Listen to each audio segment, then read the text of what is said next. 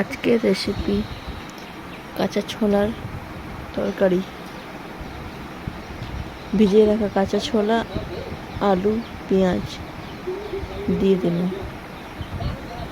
এর মধ্যে আদা রসুন বাটা,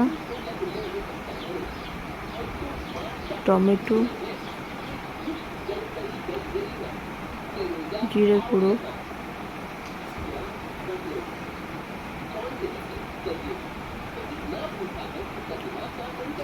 হলুদ গুঁড়ো,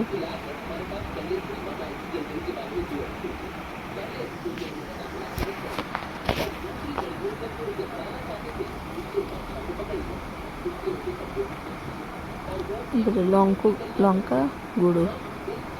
ঝালটা আপনারা নিজেদের স্বাদ অনুযায়ী দেবেন, কারণ কেউ ঝাল কম খায়, কেউ বেশি খায়।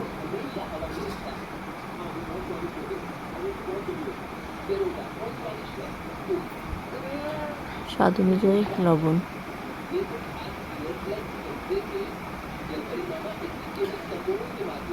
সরষের তেল। এমনি ডাইরেক্ট সব কিছু একসঙ্গে মেখে দিলে একটু তেলটা বেশি মাত্রায় লেগে লাগে।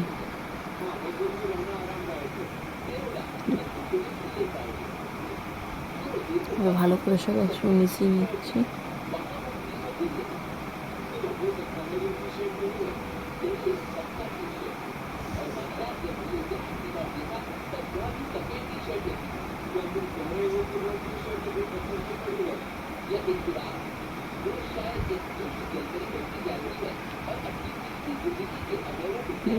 তেজপাতাটা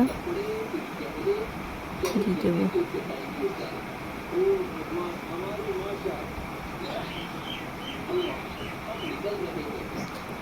1 গ্লাস মতন জল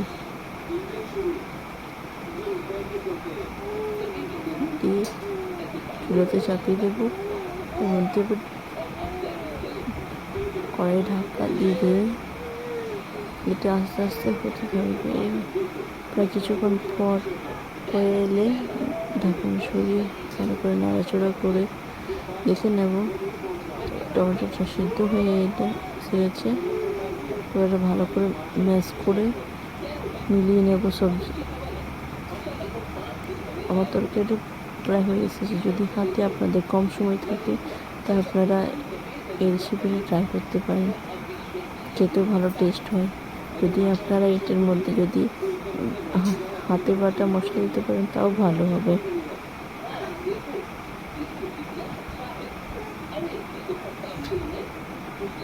সবাই এই রেসিপিটা ট্রাই করে কমেন্ট করুন কেমনি হয়েছে।